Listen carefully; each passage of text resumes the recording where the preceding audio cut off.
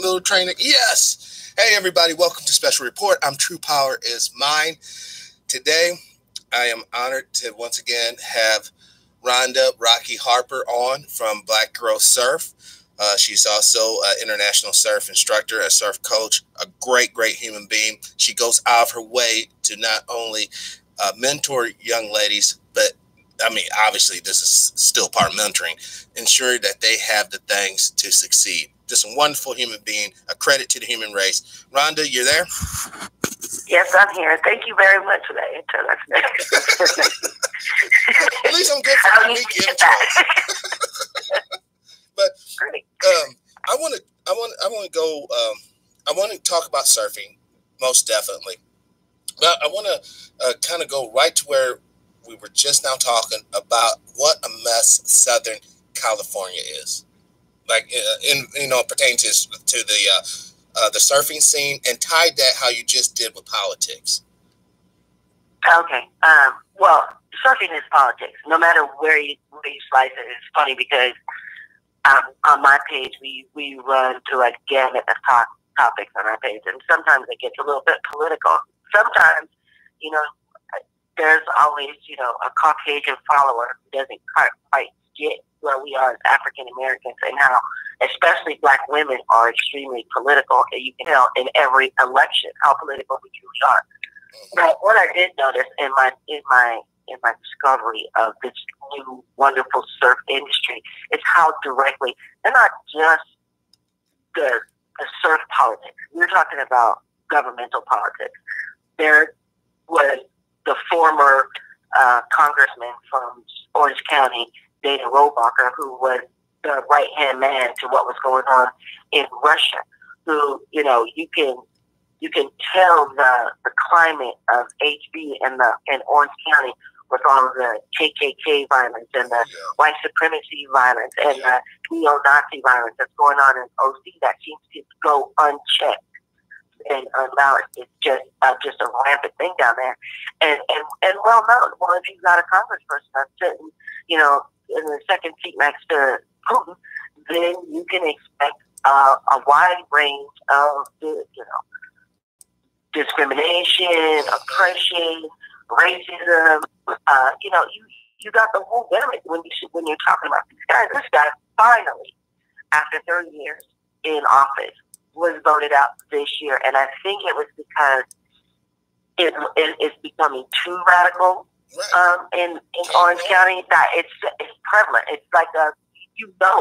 People want you to literally, like I was asked by a magazine publisher, an editor, to make my comic, because I do cartoons, make a cartoon more racist. Like I got pulled over in Orange County, and what I did was I reversed it on him. I sent him every little racist thing that happened to me while I was in Orange County, and you see my name in the credit. This goes down in history. You'll see my name in the credit of the magazine, but they said that I sent in the panels too late, which was bull. They didn't run it because I refused to play that little racism game that they like to do down there with us. Oh, I got pulled over by the police. No, I was sitting in the Surfer Pole award show, and somebody referred to Selma Michaela as a predator. Whoa. So you already know, and I just, that's the kind of in-your-face surf political junk that just flows. I was there one time. Surfer Pole Awards would show you everything about surfing. Surfer Pole Awards, somebody comes up to me and asks me if I was with BET. I couldn't have been with CBS, ABC. No, are you with BET? BET. So this is literally surf politics that you have to deal with. And then I have somebody come into my safe space for Black women and tell me, why can't you just stick to surfing? Well, that reminds me of the Laura Ingraham quote, shut up and dribble. So I'm not going to have that where I'm at. Hold on. I want to talk about that safe space. Can you explain, because you're going to have a lot of alt-right, you don't need no safe space. We want to come up in there. Why is it important to have a safe space? Please, just explain that. Oh, just for open dialogue. See, as Black women should be able to talk amongst ourselves in our community. We have our own separate issues. We have our own families. We have our own thing going on, and it's separate from how the Caucasians live their lives. And so when we're speaking about things that oppress us or make us feel bad, or things that even make us, feel good, we should be able to do that without the random white person going, well, it should be all girls matter. And I have that, like, for the last couple of weeks, I literally have had to just filter out and delete and block people, because this is not the space for that. You have 50 billion people on Facebook. Go find somebody else with that drama and run that to them. This isn't the space. A black woman should be able to say, Carol Channing died this morning and she was black. Did y'all know that? Without a white person going, no, she wasn't. No, I don't want to hear that in my face. Right. We know our history. Because it detracts from the conversation that we need. It's a distraction. It's a distraction. And it was funny because this first week, the conversation was about, we were having a conversation about R. Kelly. And I posted an article that said, us being silent about R. Kelly is really damaging black girls, right? The size of black girls. And then this white woman comes in and she's like, well, I was raised by R. Kelly. This should be an issue for all girls and blah, blah, blah. And then I had to just go ahead and check her. Like, listen, in our community, we have a history of not paying attention to what's going on to those black girls. It has nothing to do. These people are our heroes. We're looking at these people. These little boys coming up these days are looking at these guys. These guys are heroes. This is our community. This is what we see. We don't look at Jerry Lee Lewis and Elvis Presley and all them little pedophiles they have over there. We're looking at the ones that are in our community and trying to solve problems that are here with us. Right. And then she got all stuff in a huff, and I was getting ready to just go back and reiterate my point when she apparently had either read the article or watched this show and came back and apologized for it. But see, that's what I'm saying, having a safe space. And then I should have to go back to her and say, we're all here to learn from one another. I shouldn't even have to say that, but I did, because I'm a nice human being. What I wanted to say was, please leave my space now that to lie that you tried to invoke a distraction that you put here, it just takes away from what we're trying to accomplish here on my page. And some other woman was like, well, why can't you guys just serve? And I said, listen, this is a black women's forum. We're doing what we want. This is a status quo. We're not about that life here. That's not what we're doing. We're doing what's comfortable for us. I speak in African American vernacular English on a regular basis. I could use my $50,000 education. I could, if I wanted to. I went to Santa Clara University. I went to San Jose State University. I've gone to universities. But I don't have to use that to talk to my people. When I'm talking to my people, they need to be able to understand what I'm saying. Right. And let's go with R. Kelly.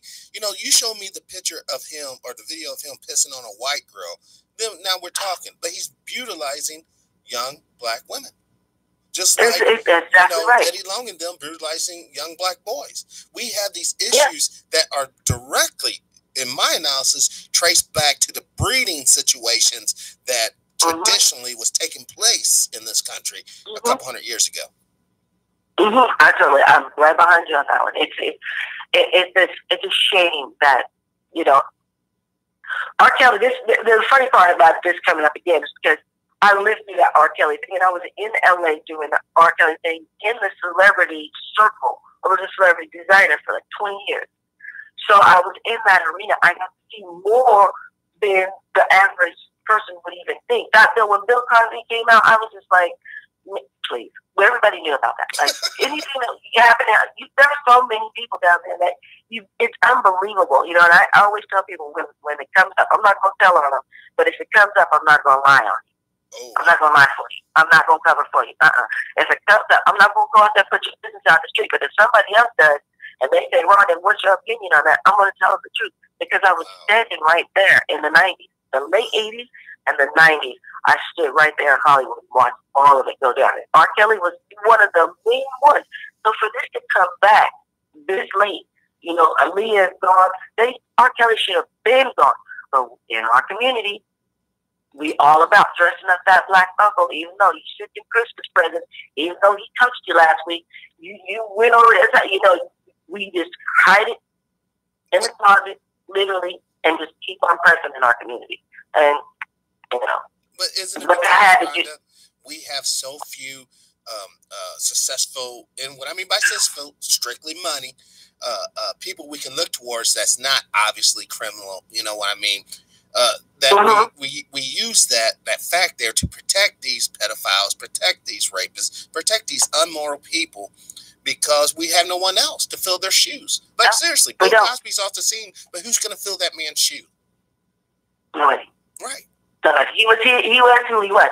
This is what I want people to take from that, because I grew up in the 70s, right? And Bill Cosby was God, whether it was Fat Albert, the Cosby Kids, or just his radio stand-up. But Bill Cosby was more woke back in the 70s than anybody I know. Like, there's a video out about him just telling the story straight up and about how we should be as Black people. So he was very conscious, and this is what I take from that. I take the Fat Albert and the Cosby Kids. I take those words that he said. I can't take the man who he is, like the deviant person that he is. But I can take his words because they were the truth.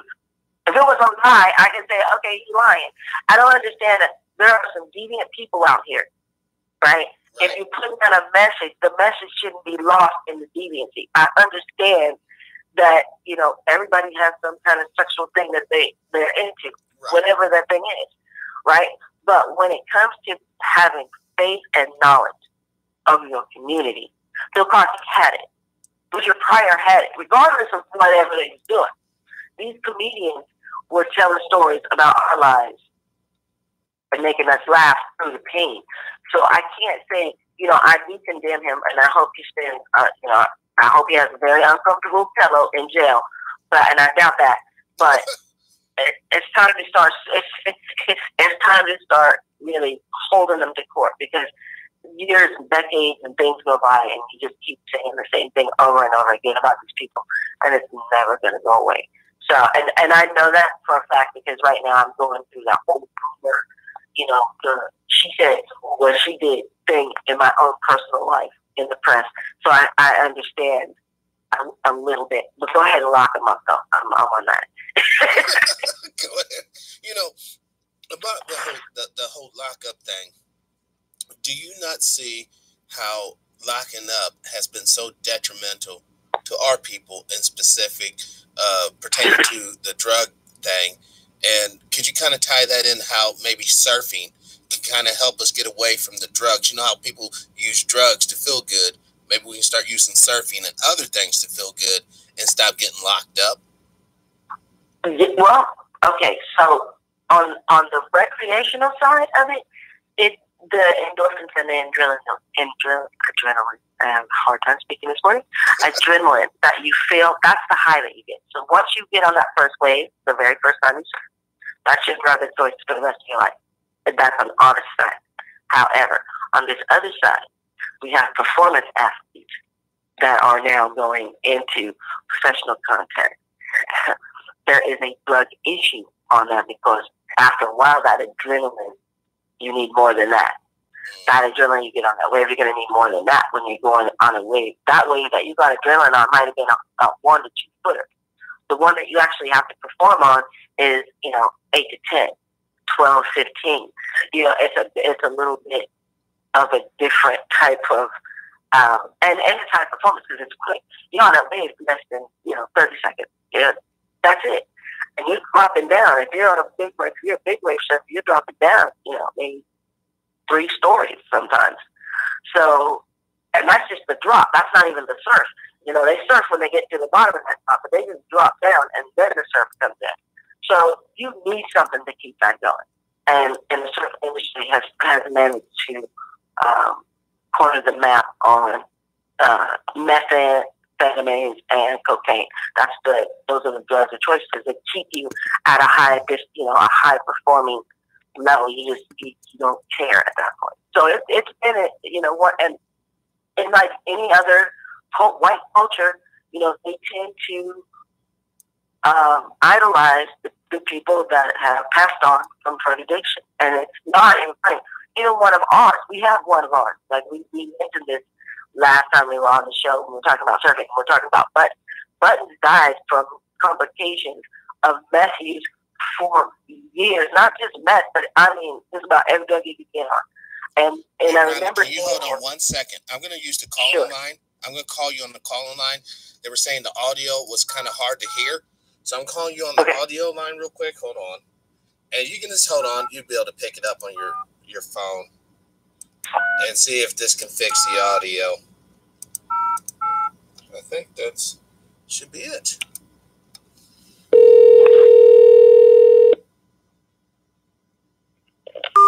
Hello. Hello, Rhonda. You there? Okay, cool. All right, hold on. Let me adjust the microphone, and then that should fix the audio. There we go. All right. Now, you was just talking about buttons? Oh, yeah, buttons. Buttons, I mean, down to prove, I saw him in 2007 at the ASR show. And that's our action sports retailer show down in San Diego. And he was a mess. He was a mess. This was when he was on the height of just his addiction. And you have to keep at that level. Like I said, when you're on waves and you're doing, radical maneuvers, and basically you're in the ocean, so you've got all of the dangers, of the ocean with you. His addiction was so bad. And then he eventually would clean himself up. But he died from complications of that. Jay Adams, same thing. The Zephyr Boys, legendary skateboarder, started the whole, radical skateboarding revolution. Died. Complications. Literally months after Buttons, they were friends. Literally months after Buttons, he had a heart attack in Mexico and died. Complications from drug use. I mean, the action sports industry, I cannot say is without its faults when it comes to drug use. However, if you're in recreational or you just have strength like me, you don't need that. I'm good with coffee, and you can tell the high energy because action sports is run by mostly the energy drink industry. So it's all caffeine, it's all stuff to keep you awake. On the recreational side. Hey, will you share with me? Remember the other night I was talking to you and you told me, what was it like walking into that surfing complex, I guess their headquarters? What would you see? What is the demographics of people when you walked into the surfing headquarters? It's all white, literally. As a matter of fact, I've been in two. I've been in the ISA and the it was the ASP, which is the Association of Surfing Professionals, and now it's the World Surfing League. So that's our NFL. And I've walked into both organizations, and they've been completely, they're all Caucasians. And so it was funny because this year I was kind of mulling over, beginning of the year I was mulling over whether or not I was going to go over there and apply, just to see if I was going to get hired. Right, with my credentials, I want to go and see if I can get just a regular Joe Schmo job at the WSL and see what happens. They have associate director of this, associate, this and that. I want to see if they actually hire a black person to go over and run one of these stations, or how you use me as the diversity, coach that comes in there and teaches you guys how to not be racist. I'm trying to. It literally is. It's a white organization, and it should change. I mean, they now have a new female CEO, which now we have the gender pay equality thing going. So they look out for themselves on that one.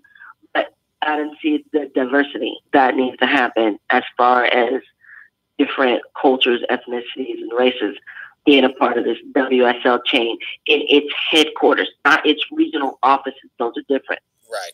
What the heck? See, I got for the TV listeners, viewers rather, I just typed in pro surfing and you will not see a melanated face. I guarantee you in all these pictures, major waves, they're really, putting in work. But what Rhonda's talking about, we are so underrepresented in the actual corporate structure of this thing. And more importantly, the funding for it. It's like, come on. Oh my God. Akon. Kick down these girls, help them out.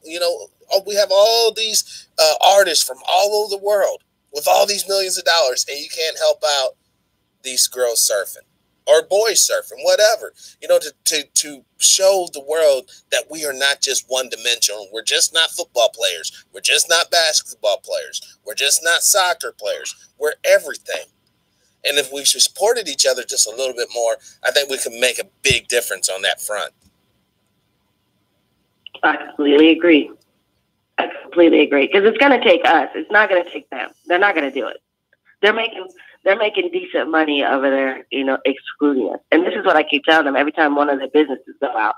I keep saying, if you diversify, you wouldn't have this problem, because then you have black money, and our buying power is phenomenal. And I especially.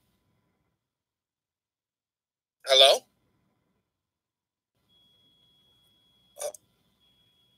Hello, Rhonda. You there? Yeah, I'm here. Yeah, I'm here. Oh, okay. It's just like you shut off abruptly, and I got nervous. I'm like, oh no, here we go. Here we go. We haven't even touched on nothing political yet, for real.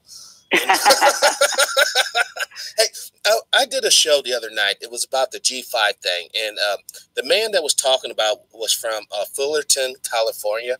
Would you happen to know anything about that city of Fullerton, California?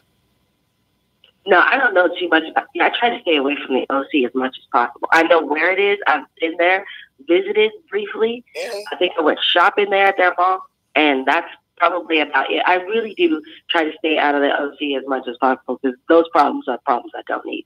I remember I had a VA counselor that was in OC, and I was like, can you please come to like Los Angeles? I'll meet you downtown. I don't even care. I just don't want to go to Orange County. And she did. She started meeting me downtown. Orange County's that bad. I mean, what about this? I'll meet you halfway. What about when it's coming to the point of the black surfers and the U.S. Olympic team? I just want to make sure that we can go back over that, because I don't know if the audio was good. What did you say? I think that's non-existent. Black surfers heading unless they're working with me currently. I don't see. You know, and I'm out there. You know, I'm researching every day. This is what I do for a living. I'm looking. I'm literally looking for black surfers that are headed towards that Olympic goal or that Olympic dream, or even trying to be members of the ISA. I'm looking for black people to do exactly what Mark from Anaheim did when he heard that I was an ISA judge and went down and became an ISA judge. That's what I need. We're on a list. I've been on a list for 4 years, and I haven't been called off that list yet. People know who I am. It's not like they don't know who I am, but they also know who I am. You know what I'm saying? So right. Like you said, when I went to an ISA contest and they treated me any old kind of way, I left. There's no reason for it. But then again, that's from them not having anybody of color in their ranks and them not knowing really how to deal with us on our level. White people are so used to like that phony meeting thing that they do, whatever that little conversation is. Oh, you surfing? Oh, I'm surfing, and it's so fake, and they don't care. You know, they don't. It's very superficial, and so it's hard to get into an industry when you're genuinely sincere and you're passionate about what you're doing, what you're trying to accomplish, and you're sitting around with, you know, Jeff Spicoli and his friends, and they're still talking about their old days from 1950 and 1960 when we have a job to do, which is pushing these athletes forward. You know, I'm not interested in that. A lot of people are like, Rhonda, you sit around talking stories. No, if you call me, this is another reason why I love talking to Mark, because when he called me, we talk about the industry and he understands what I'm saying. There's very few people who can have a conversation with me because I'm not talking about, you know, this little superficial, oh, look at, they got a new surfboard, or, you know, somebody came out with a new surfboard, blah, blah, blah, and they're pushing this. No, we're pushing the dynamics and what goes on in the office, what goes on in the finance department. Yes. That's what I'm more interested in. What's happening in the creative department. You know, I want to know who the creative director is, of Billabong or Quicksilver. I want to see what direction they're going in. That's what I'm talking about. So it's very hard to have a conversation. You know, and just for the people that didn't hear, you know, our conversation last time, if, you know, I'm brand new to the surfing game. You know, I want to get in there. I want to get my wetsuit. I want to get my board. And what dollar amount are we talking about? Fresh off the street, you know, no sponsors, just me and a dream. How much money do I got to sink in this? Okay, so what, okay, we talking. Okay, so you just want to surf. That's all you want to do is you want to surf. Okay. Yes. So you came to me and you said, Ron, I want to surf. This is what I'm telling you. Until you go to Costco and get one of them $100 foam top wave storm boards. Then I'm going to tell you to go over to a surf shop or get a used one, or go to Play It Again Sports, one of the secondhand shops, and then pick one up from there. But if you're going to get everything all brand new and you want to look like Davey from Huntington Beach, this is what it's going to cost you. That board that I just said, it's going to cost you $1,200. That wetsuit that I just told you to get at the secondhand store, now that one's going to cost you anywhere from $500 to $700, because most people that start off surfing, the salesperson's going to say, well, it's cold out there. You might want to get that heated core. So they're going to upsell you anyway. So then you got to get booties, because if you need a heated core, and obviously it's too cold for your feet, according to the salesperson. So now you got to have booties on. Those are another $75. So in total, your whole deal going out the door is probably close to about $2,500. Wow. Whoa. See, that's the problem there. It's an issue, and that's why I surf on a budget. And people are like, "Well, I see Rhonda. I have a whole quiver of surfboards. I have everything from a gun to I think I even have a bodyboard in here. So I have the whole quiver." When they see me with that foam board, the first thing they say is, "Well, she doesn't really surf because she's on a wave storm." No, I have some very expensive boards, and I know what breaks will break my board. So if I know a break is going to break my board, I'm not going to take my Inkwell surfboard that is mine, that I've had since forever, out there on that break so it can break my board. Right. It's ridiculous. So the way that you judge, you're 100% judged by your equipment. That's right. Just like how women judge guys with their shoes. It's the same thing. If you got on some trash shoes, somebody's been trashy. That's it. That's just the way it works. And I don't care. I wear whatever kind of shoe I want to wear. But when you're talking about surfing, they want to see if it's Billabong, O'Neill, Rip Curl, who you brought, and then they want to know what type it is, because then they can go back and they can really assess your dollar amount and then assess you as a person by what you spent. And don't ever make the mistake of wearing all one brand. What's that? You look like, what's wrong with that? You're in the water. Nobody even cares. This is how superficial it can be out here. Okay, nobody sees you in the water. Obviously, when all of us have on our hoodies and our wetsuits and our gloves and our booties, you can't tell who's white, who's black, who's woman, who's man, unless you're like, you have a microscope or you got a camera, or you have a camera like me. So I know where more of my people are because I can see them. But when you're out there, you can't see those people. They're like a quarter of a mile out sometimes.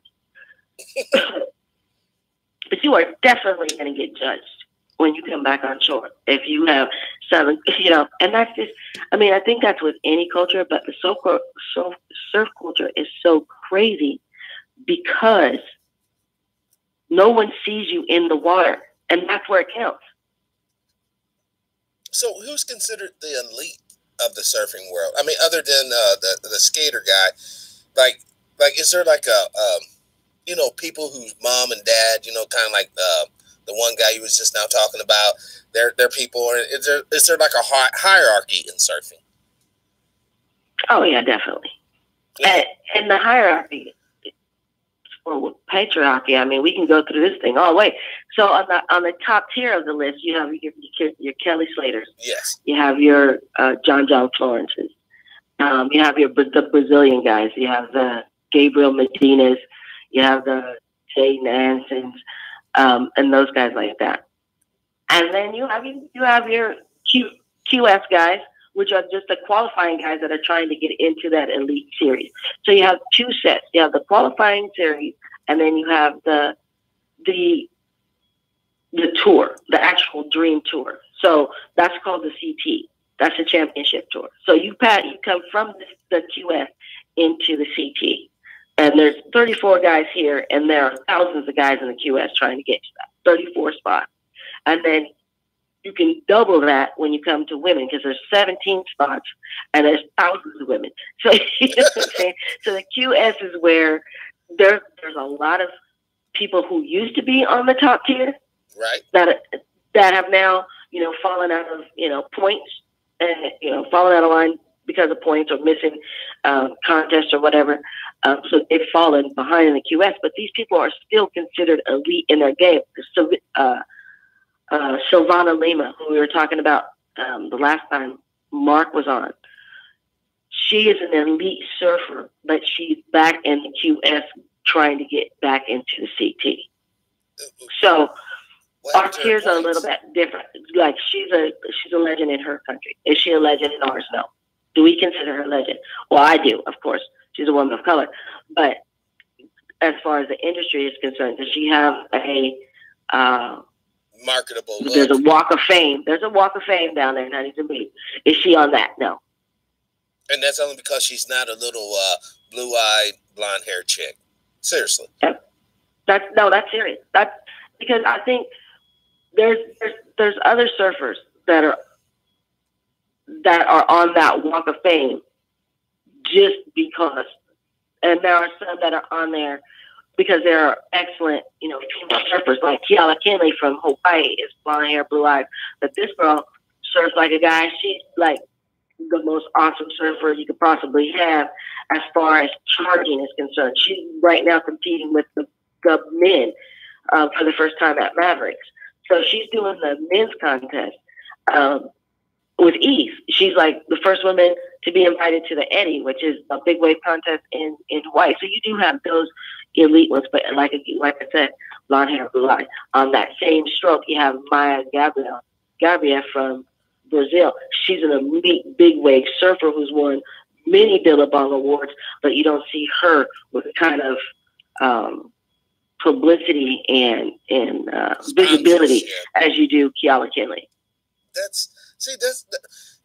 We cannot legislate that. We cannot change that because that's the people with money and the power that's willing to put their money and power into surfing. That's the image they want to promote. And until we have people willing to put money in the game, we're not going to get the image that we want to see. Here's the dawning point. Here's the point that I'm waiting for, because there's gonna be a change. There has to be a change because surfing's not making any money, and these people are going out of business. And I've never seen them have a liquor sponsor for any surf contest, especially given the problems that they have with drug addiction and alcoholism in the surf industry. I've never seen them have a title sponsor be, an alcoholic beverage company, but Miller, and of all the brands, Miller is a sponsor right now for the WSL. Miller? So there's a change coming. You're going to have to, because there's a lot of people that are going to say, hey, we don't need a liquor company to influence these little kids that are coming out, these little surf commercials or whatever. And now they've got like a water, which, it's all intents and purposes, just dressed up liquor, But that's what's coming in, and then you have this influence. Now, I'm an adult, so I can handle that. But a child coming in, and these kids are coming into the juniors at a very young age, 12, sometimes 10, 11, 12, 13, they come into the junior circuit of the WSL, and then this is your title sponsor. So I don't see them delineating between the title sponsor and juniors and the title sponsor of the actual CT or the QS. So it's kind of weird the way they're doing their sponsorship. But here's the turning point. Turning point is going to come because now they need to monetize on surfing. They've given it away for free for too long, of course. And white men are very good at trying to figure out how to get, squeeze blood from a turnip. So how do we do this? How do we monetize surfing? How do we monetize surfing? We make man-made waves. We make a ranch where you can go and pay $100 and you can surf maybe 15, 16 waves, perfect waves. And then you can go home and feel like, hey, look, I just surfed Kelly Slater's surf ranch. I feel good, da-da-da-da, as opposed to just being in the ocean, just drifting with God and catching something in that beautiful form. So they found a way. So make it more scientific. They've had them. It's not like they're new.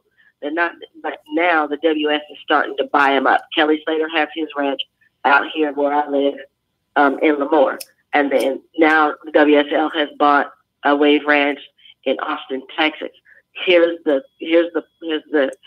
here's the turning point. Once you bring those in and you start to monetize on this, and this is no longer a sponsorship thing, you're going to have to start paying these athletes to perform. Yes. There's going to have to be a different pay schedule. So now that you've done that, we rearrange this pay schedule, and I'm surprised no one has said this before. No one has gone down to EEOC or one of these civil rights places and said, these people are definitely discriminating against other people based on their sex, their ethnicity, their religion, so forth and so on. They have a brilliant case because it's so prevalent. Wow. What? That's the only way to do it. These are United States companies. I could see if these companies were headquartered in like Australia, where they still don't give a shit about Aboriginals over there.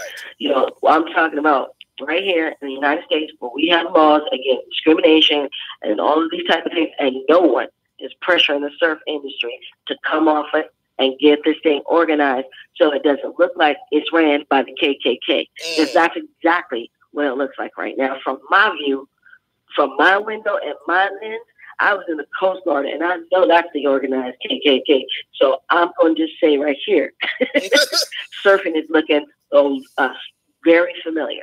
Wow. You know, I'm glad you mentioned that, because I want you to actually, I just got it up for the TV viewers can see this.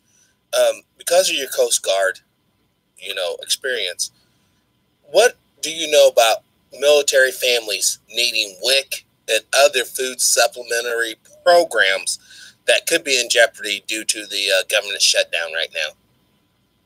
Oh, I think it's horrible. I remember, you know, my cousins and my sisters, and when their men would go off to the field, and they, you know, something would happen with finances, and it just tank out the whole family. I remember rescuing military families. You know, back in the 80s, we were doing the same thing. But right now, everybody knows that there are a great number of people in the military who still use WIC, and for that service to be cut off is ridiculous, because those babies. Yes. That's what babies get fed. Yes. You feed those. That's a nutritional program. It's not the food stamp one where they can go get, you know, filet mignon and a couple, you know, lobster tails. We're talking about babies, and it's very specific. Milk, cereal, these type of nutritional things are involved in WIC. So it's just horrifying to see that. I mean, I know how military families struggle. I've seen it myself, witnessed it firsthand. So, I mean, I remember, you know, because I'm from a military family. I remember we used to have, long before my parents, you know, started doing better, I remember having that powdered milk back in the 70s. Yes. Like, I remember that. You know, I remember very briefly, and that potted like meat, like my parents literally had to go and do that, you know. And so to see that happening now in 2019 with you know, this administration, it's just horrifying. But with this administration, anything that they do at this point is not really that shocking. For me, as a veteran, you know, as a service-connected veteran, I was concerned when the government was shut down on things that I needed, like healthcare services, who's in there when I need to go, because book rehab has been completely shut down. So there are areas of the VBA and the VHA that have been closed down, you know, just from this as well. And nobody's talking about that. Right. I can't call my voc rehab counselor and say, hey, where's my check? I better hope, because the check system is still running. But if I need, you know, like classes are starting right now. This is when you start the spring sessions. So there's a lot of vets who can't even get onto their voc rehab to start. So there is going to be a problem with the check. You see, because they can't even get registered to get in. So there's a lot of aspects. It's not just WIC. Like so many military families are being affected in so many different ways by just the shutdown. I mean, just before the shutdown, we were having problems with the GI Bill after 9/11. So I don't know what's going to happen. But all I know is that if my pension check should be cut off during this government shutdown, it is not only going to affect myself, it's going to affect some African kids that get paid to go to school. They get, you know, I'm funding kids going through school. So it's, and just sometimes it's just general needs. Like somebody's mom gets sick or something, and I have to send $200 to Africa or something. If my check gets cut down, then, you know, I don't have it to give. So You know, Right. I'm always conscientious about what's going on over there. I've been, you know, I have my TV on all, and I try to hit them all. I try to hit every news station.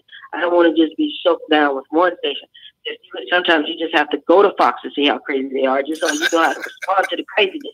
You don't really know how crazy it is till you go on Fox, and then you know how to, and then you know how to reflect, you know how to act afterwards. You know. Yeah. That's why see. I mean, I know that this is off cry from surfing, but you know, I'm on Team Human. You know, and I am on Team Military. I have the utmost respect of men and women who go into the military, armed forces for the right reason. That's because they're patriots. They love our ideals, you know, not the way it's implemented. I'm talking about the ideal of the United States. And I have the utmost respect. And the fact that people will say, hey, you know, thank you for your service, but we won't talk about how these people are suffering. You know, every soldier, every airman, every sailor, every special ops, there is a family that's backing this brother or sister. There's a mother or father that loves this brother or sister. And there should be citizens out here who are willing to support them, because without them, the hordes will overrun this country and we will all be doomed. And that's true. I mean, and then you look in the military itself, though. Look at our retirees. Look at our military vets. I mean, I literally almost got into it. They need to put a rule into these VA facilities, saying, you know, no political attire allowed. Because I'm telling you, I almost punched somebody in the face. Yeah, who had a Trump shirt on, and it was about I stand for blah blah blah, and I was like, okay, this is a Colin Kaepernick jab, right? So I'm like, I said, this is the same type of dude that I served in the military with. This is the type of, and I said it, like, we in it now. You started because you walked in, you wanted this conversation, so let's have it now. Yes. You wanted to have this conversation. And then I see these white men walk past and go, oh, I love that shirt. I love that shirt. And I'm saying to him, I had to be, in uniform with you. Seriously. I remember that. So when I took my oath, you was lying, apparently. Because I know I was serious when I put my hand up. I started on the dotted line. I know I was serious about that. So you obviously weren't serious about it. And the ones that are voting against their own interests are the vets. So sometimes I can't even feel sorry for vets. Because they vote. I hear it all the time in the VA. Donald Trump's going to do this. Donald Trump ain't going to do nothing. No. It took the VA in Palo Alto over a year to get, well, actually it was 2 years to get a picture of Barack Obama up, as the president when you come in. You got the president, vice president. They put everybody on the wall. It took them 2 years to do that. Damn. But they had Donald Trump up there like the day after. Yeah, you know what? I'm going to call it like it is. That's that racist hate in the heart that will make people do shit for one man and not do shit for the next man. And that's the shit that's going to kill us fucking all. And we keep on fucking around with these ass clowns. I'm going to say it. It's time for us to treat human beings like fucking human beings.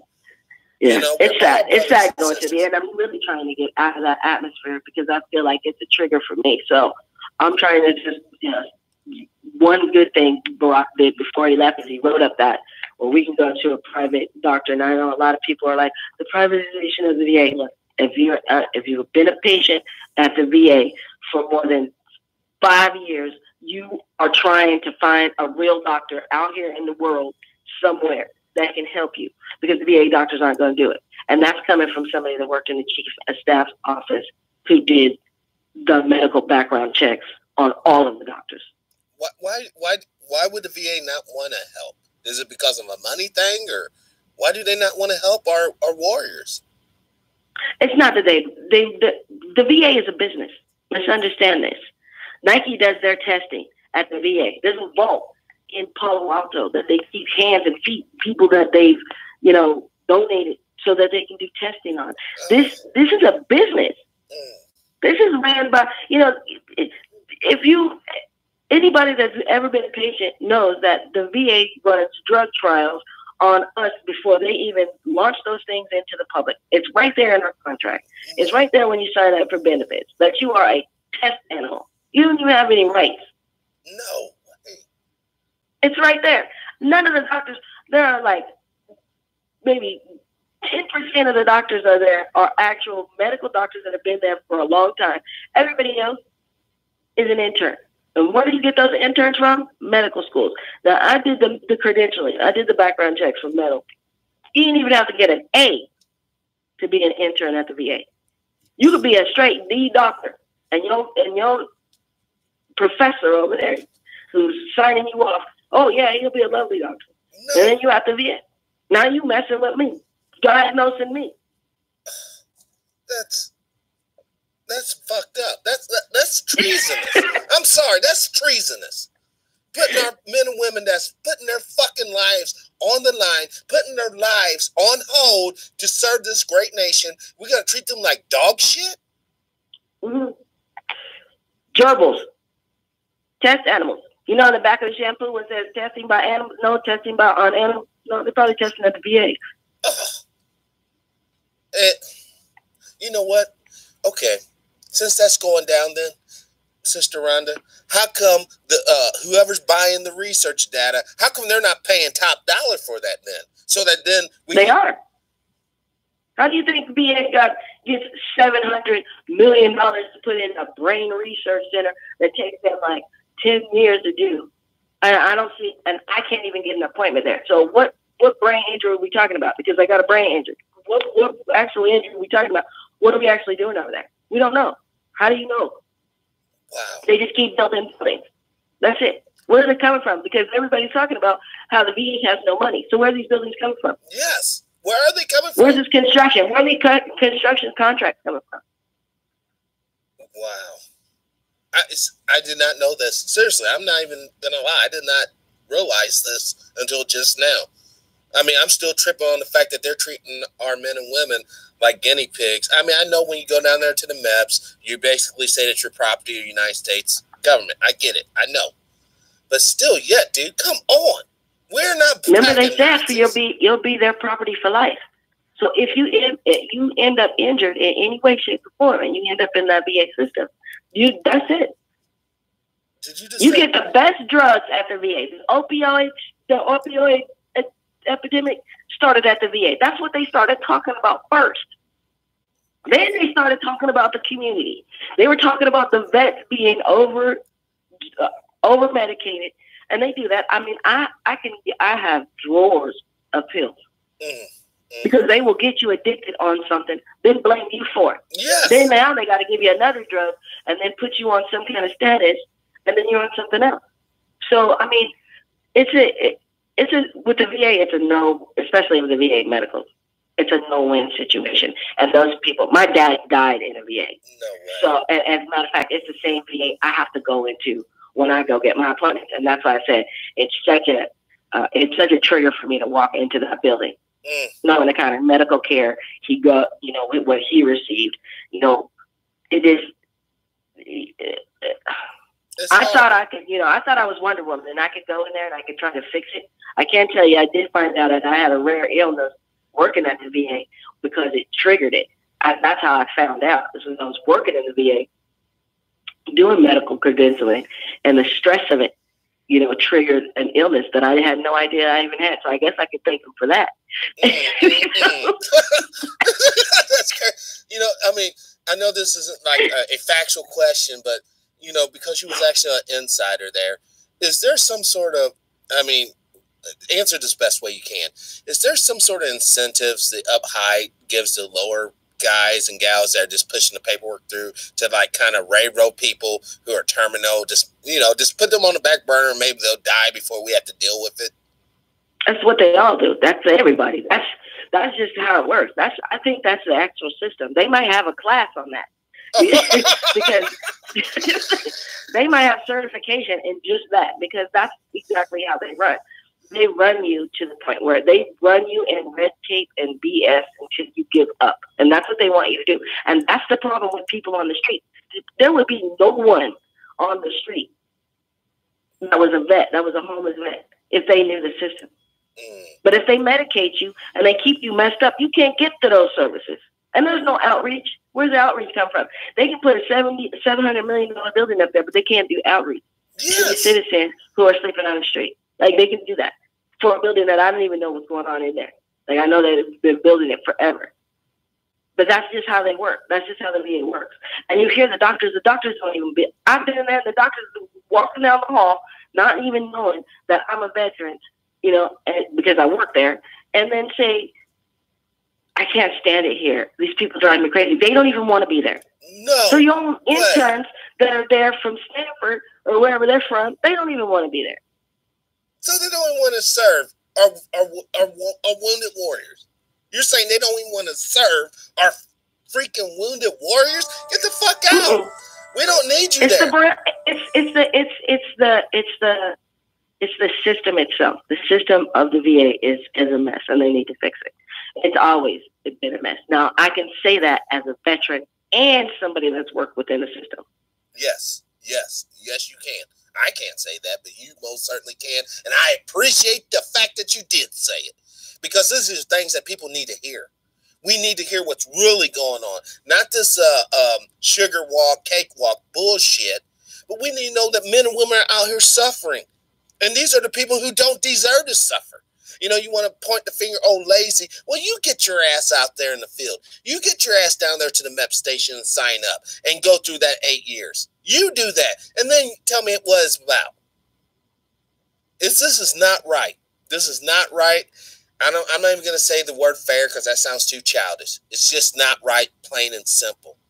If we are going to take care of anyone, before we take care of all the people over in Israel, before we take care of all the people in all the other parts of the world, we need to take care of our USA veterans first, period, end of discussion. And then right after them, we need to take care of the women and children and the elderly. And then right after them, guess what? We take care of the men too. Everybody gets taken care of. Everyone's a citizen. No more of this bullshit. I'm sorry about my rant. But I want to make sure. Hold on. Rhonda, you still there? Oh, no. Hold on.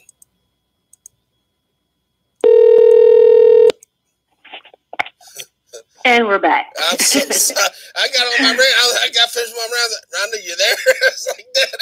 It's like, oh, no. Yeah. I got you back. No, well, I basically said this is bullshit, that we can take care of Israel. We can take care of all these fools all over the damn world, but we cannot take care of our own veterans. That's bullshit. We take care of our veterans first, then we take care of the women and children and elderly, and then we take care of our men. Everybody gets taken care of first before we put a single dollar outside this country for anyone else. That's the truth. That should be taken care of first. It's ridiculous. It's the amount of crap that you have to go through just to, you know, the programs themselves are serious. I can't. Let me just tell you, because I don't want this to be like one of those things where, you know, you're just bashing everybody. But there are some good things that happen within the VA if you know about them. And one of the things is the VASH program, and that's one of the most vulnerable programs that they have currently. What does that because do? That's the housing program.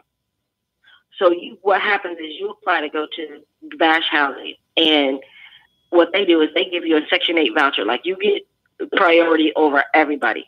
They only hand out a certain amount for each quarter. But it's very rare when you get them, and especially in like San Jose, where you have a 12-year waiting list for Section 8. Right. Damn. So it's a 12-year. Well, look, we're the most expensive place in the country right now. I mean, it's just ridiculous out here. You're like paying over $2,000. I'm in a 500 square foot this apartment that I keep in. It's like $2,300. Whereas opposed to doing this 70 miles away, it's like 600, 550, something like that.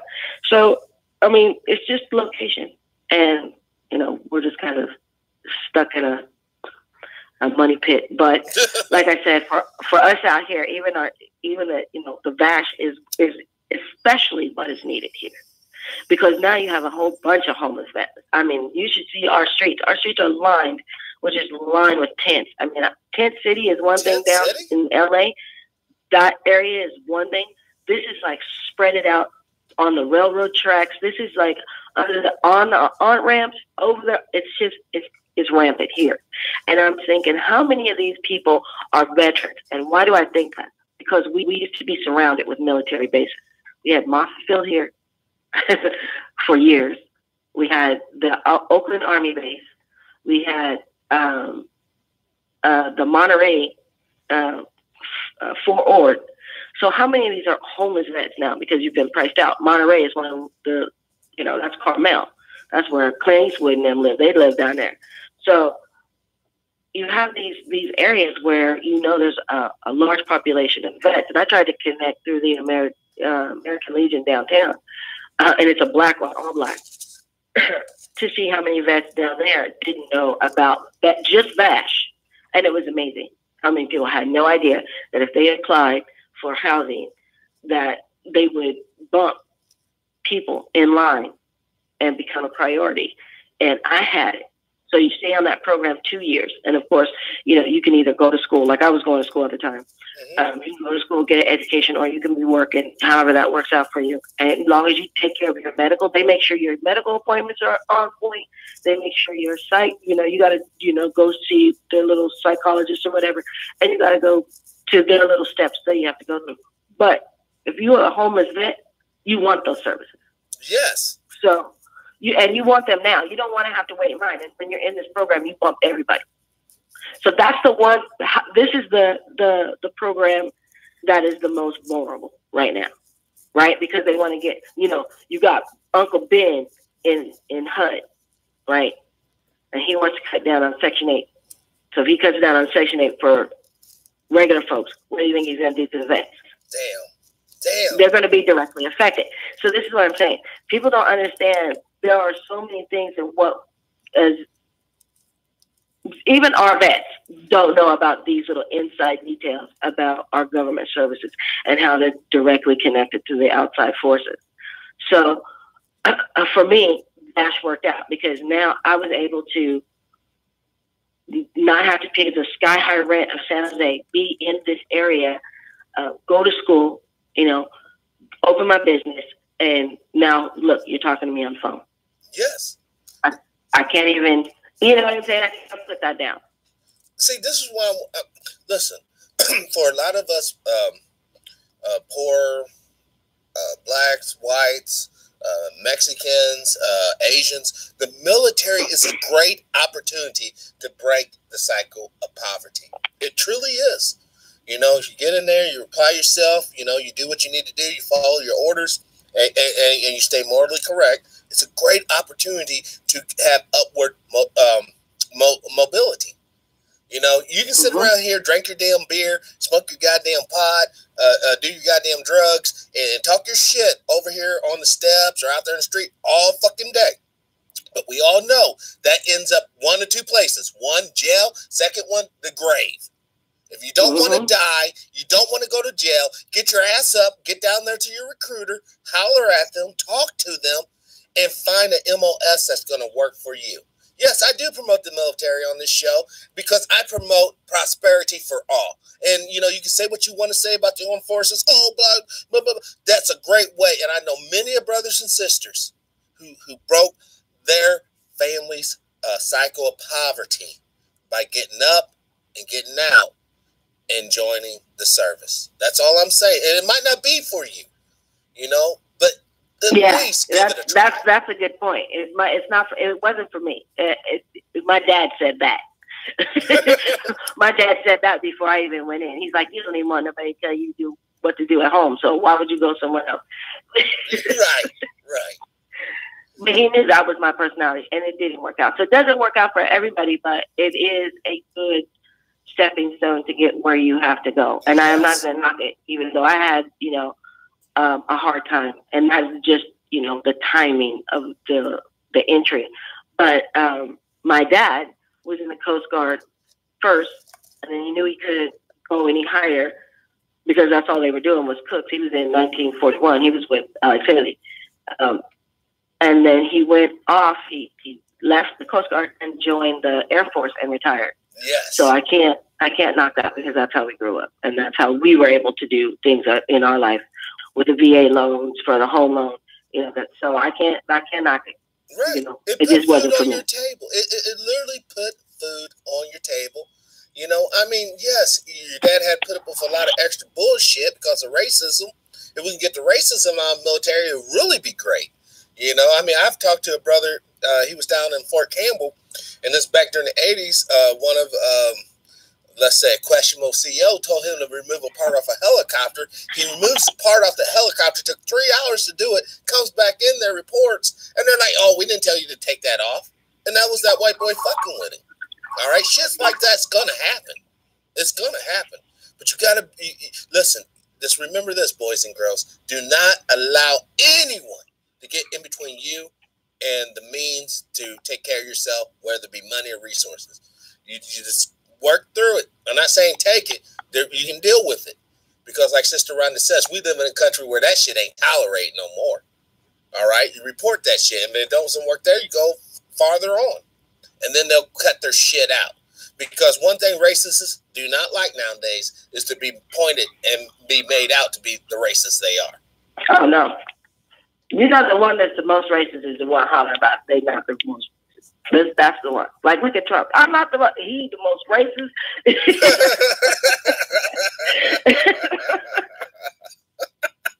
I'm not racist. I got Omarosa.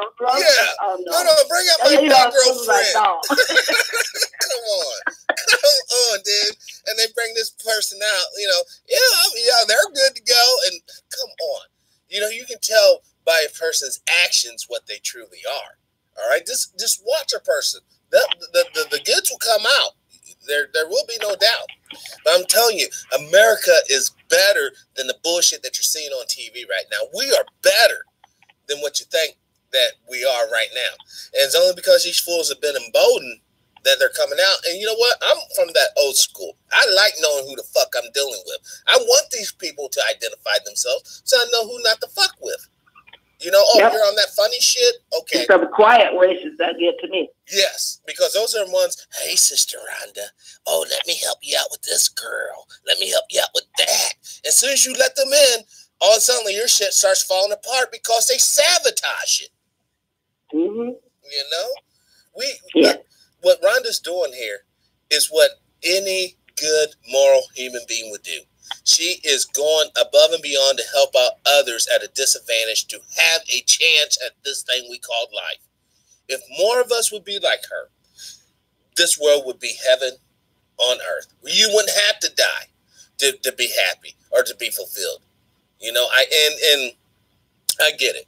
Just as there's people like me out here who dreams about wanting, a decent planet to live and kick it on.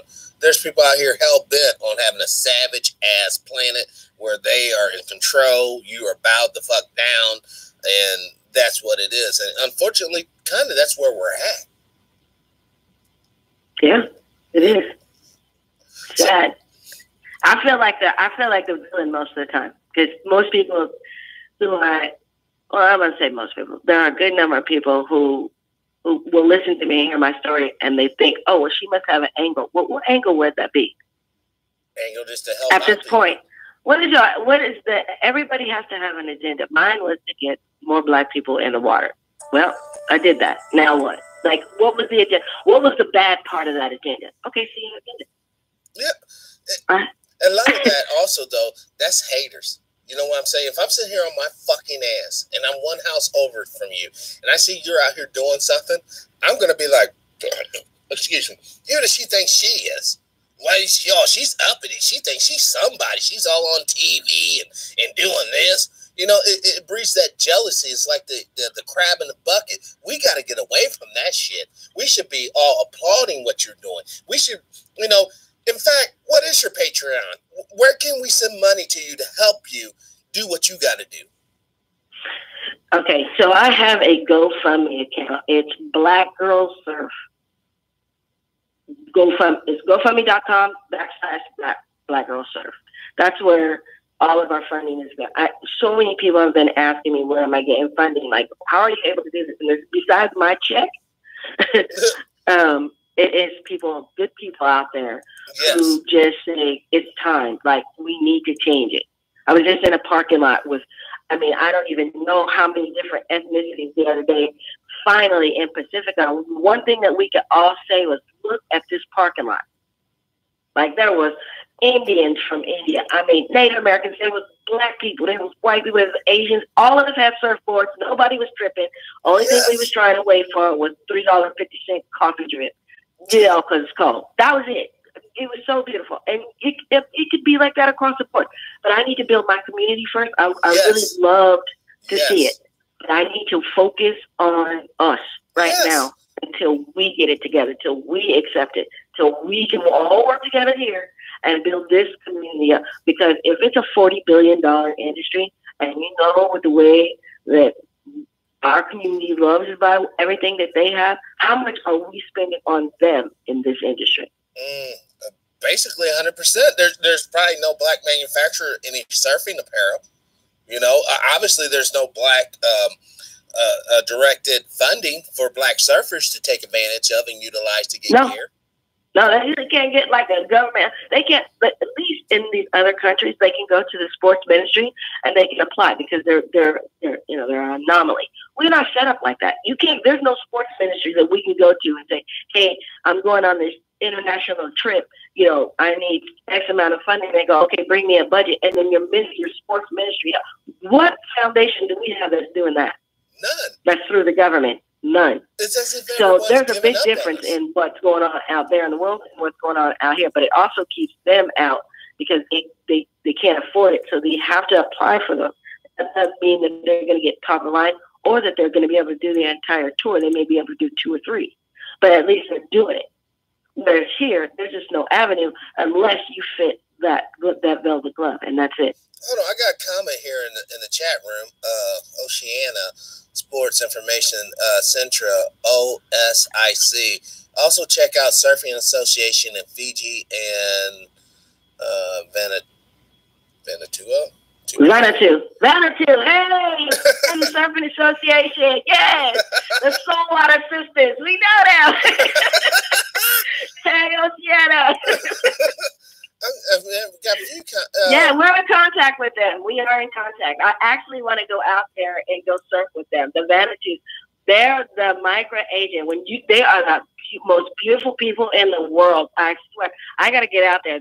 I started putting their girls up like 2 years ago, and now they're picking up. So I love to see people pick up the steam. They see that there's a change coming, and they're just grabbing onto it. Vanuatu is out there doing their thing now too. So hey, what's up? I want to give this. They just sent Ocean Sport Information Center sent holler at me at osic.org.fj. I'll send you. I'll write down that, and I will send that to you in an email, or not email on your cell phone. I send it to you to a cell phone text, but I'm going to write that down right now so I don't lose it. One thing about Mark, he was like, "You always need a pencil and pen. Write it down. Yeah, with him, everything is educational. But a couple of days ago, he had to pick up one. About time. I had to tell him to write it down. He didn't realize that a few years back that the surf world tried to push the narrative that Kelly Slater was a better athlete than Muhammad Ali, and I lost my collective mind all over the media. Oh, man. You know, Muhammad Ali, you got to look at the time in which the man was living in, dude. I mean, when has Kelly Slater there wasn't even no conversation. I was like, why are we even talking about this? Like, you talking about Kelly Slater. No, you can't go in no black community and say, do you know who Kelly Slater is? And they're going to be like, yeah. You go ahead. Any black community, you can go to a white community and be like, you know who Muhammad Ali is? Yes. They're like, yeah. Come on now. Totally different levels. Come on. I said, where was there a billboard in the hood with Kelly Slater's on it? Where is Kelly? Who is ever? Who? It goes back to my favorite line in our vernacular. Who is you? Yeah. Like, who is you? Why are we even discussing that? Like, why is that even a comparison? You have this mediocre white boy who is not even white. He's a Syrian. And then you have this black gentleman who changed the world. Yes. Kelly ain't changed nothing. Except for only thing he changed was, he didn't even create the wave pool technology, so we don't even have that for him. The only thing he changed was his personal bank account through funding. There you go, and surfing, and the way that we the way that we view surfing, which is now most predominantly white. Thank you very much. We used to have some Hawaiians in there. At least we had some Hawaiians mixed in there at one point, and a couple of Mexican dudes, some dudes from Latin America. We had some of them. We have Rail Sun from Hawaii. You know, we have the dark princess. She passed away, and then it just became a blonde thing, and it's sad. It's a sad world. Until we walk into it, and of course we brighten up the day, because when I walked into the surf shop the other day, they were like, I said, "Is Shelby here?" That's one of my new clients, and they go, "Yeah, I think there's a party going on. You can hear the music." So I go back there, and the black girls was like, "Hey, hey," you know. That's okay. So we're bringing that. You know, this is what I'm talking about. You know, we have been. Don't you see how we have all been collectively put in like the stupid little box, you know, instead of being free, you know, to express yourselves. And no, you got to be a gangster. You got to be this and that. Most of us are just decent folk. We just want to live our little lives. We just want to love our people and go on about our business. But it's this collective, no, you got to be in this box before we can deal with you. That's what turns people off, because when they meet a person like you, or Mark or others, the average person don't know how to deal with you because you're not fitting into the mode. What do you mean? You're out here surfing. You ain't supposed to be surfing, girl. You're supposed to be over here doing this, you know? And they don't know. And I'm not, even if I am surfing, I'm supposed to be like, hey, oh my God. Yes. Hey. No, that's not me. You can't have it both ways. Yeah, you gotta be like totally like I don't like have a clue to anything. Yeah, like I'm supposed to speak exactly like them. I'm supposed to dress exactly like them. I'm supposed to be exactly like. No, that's not what we're here for. That's not what I'm here for. I'm here to bring us to them. We're not there. And as a matter of fact, they're gonna have to come to us, because at this point, for me, I'm just worried about my community. Like, if you're offended by anything that I say at any point, you're not my target market. Right. Because anybody that is my target market understands exactly what I'm saying. Yes. So my famous line from every talk that I ever do is, I don't give a fuck about your feelings. I'm here to get these kids where they need to go. Yes. Yeah. And I'm 120% behind you on that. I love the fact that you know, listen now, you could be an average human being. What's up, John? You can be an average human being, but you know what? You're above, because you don't have to go in the pocket to help these girls out. You don't have to go down here and get involved with the community. All you literally need to do is eat your little food, go down and surf yourself, and go back home and chill out. And guess what? That you know, no one can say anything about that. But you decided, because of why, I don't know, but you decided no one else is out here. Damn it. I'm going to be that person. That's what we need. We need more women and men to be, I'm going to be that person. Not somebody else, not Mark from Anaheim, not Judge Joe Brown, not Rhonda Harper, not TruePowerIsMine. I am going to be that person. That's what we need. Yeah. That's what I had to say. Because I waited for everybody else to come. And I was like, this is getting worse and worse. You know, like, it's not getting better. Like, I don't see this. And I saw the big shift, right? I was watching patiently behind the scenes when I saw them say, okay, we're getting ready to take over Africa. Okay, we're getting ready to switch from this venue to this type of venue. And then we're going into the Olympics. So me being behind the scenes kind of helped me be able to guide this thing and the ship in the direction that is, it's going to maximize our potential. And this is what I said when I started doing the press rounds. Is for myself, my own strategy is to linger this thing out, because the surf industry has this thing where you start being a trend around March, and about September they've already moved on to the next thing. Black women are a trend. We've been here. We're gonna stay here. Ain't nobody going nowhere. Just because now your lens is on us is of no relevance to what I'm trying to do. Nothing. I don't even want. If you guys send me questions, there's surf magazines still waiting for interviews, because it's just That's not my target market. If you wanted me here, you know I've been here for 15 years. You would have been here. Don't wait till the Me Too movement and all these other movements they got going on, and then they need to say, oh, okay, well, we need a woman of color too. No, don't include me in that. I'm not there. I'm not your trend. We've been here. We've worked. We've surfed. There was a girl surfing in Hawaii back when Duke Kahanamoku, when we're trying to get the history on her, was a black woman in Hawaii. So I'm not going with y'all no more. Y'all did us wrong. You didn't even mention us at all, ever, anytime. No, we're not doing this, and it's worked for me. I know that all these other girls are starting to get picked up. You know, they're starting to get sponsorship. Somebody's got a movie out now.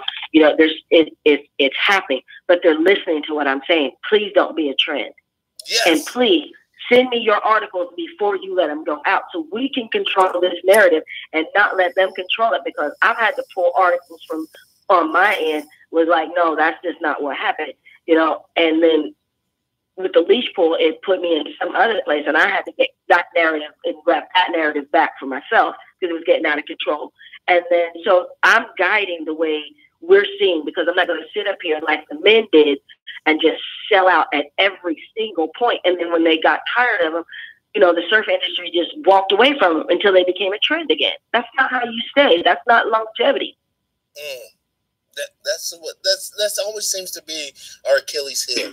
When somebody will get a great idea, right, Rhonda? We'll start doing some shit, and then somebody come in, let me buy that off you. Okay, here you go.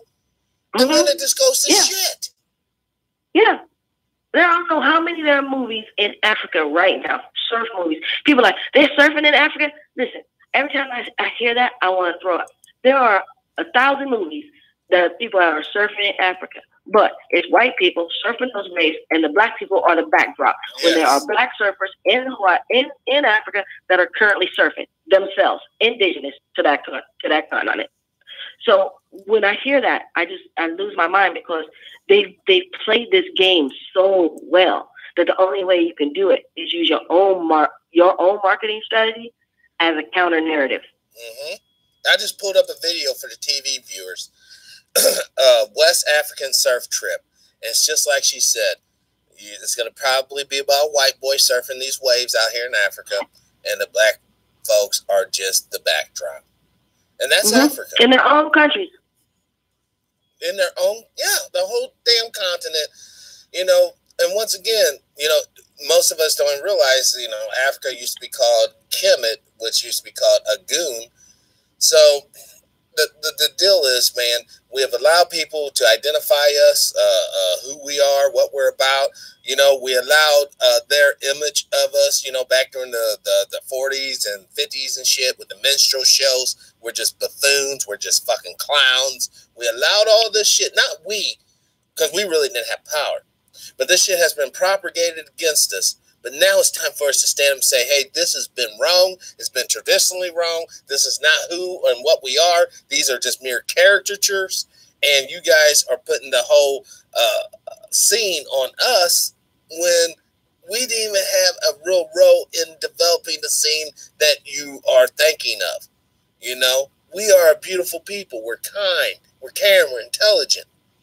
But we have been collectively basically put in a situation to where, you know, if you look at your countries, you know, that are run by us or allegedly run by us, they're all in shambles and shit. That's because the people who have been installed by European powers to run these countries in Africa, that's their job, is to make sure that they don't come up.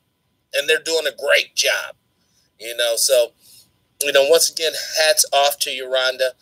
Thank you for actually putting your money where your mouth is, you know, supporting these young ladies, bringing in the light of what's really going on in the surfing world, as if we, you know, most people should know that when you have one last sports that's basically dominated by white folks, you're going to get resistance when anybody other than a white tries to get in there and do something. That doesn't appear not to, you know, obviously Kelly Slater could, you know, do what we call pass. He can pass as a white boy. Put a little peroxide in his hair, you know, blonde that shit on up, you know, have him, you know, pronunciate words a certain way. He's good to go. But if you took a brother like Dimebag and put him on the board, I don't care how much blonde hair he has, how well he talks, you be able to spot that's a brother a mile away.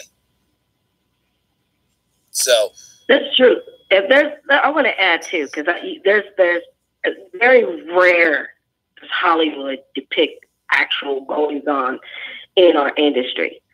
This one, I've never heard of this show before in my life, but there was a show called, or is a show called Ballers, and I think it's on Showtime. I'm not really sure, but it's well worth getting a trial to watch this particular season. Last season, they focused on a black surfer for the first time, and you would think that it was going to be taken out of context and it was going to be crazy, all Hollywood fight. It was exactly dead on balls accurate. So if you want to see what happens in our industry to our surfers, that's one good visual. That's a good optic because they really did a good job, and they actually hired a black surfer named Hunter Jones down in LA to do the stunt work. So we even putting us to work too.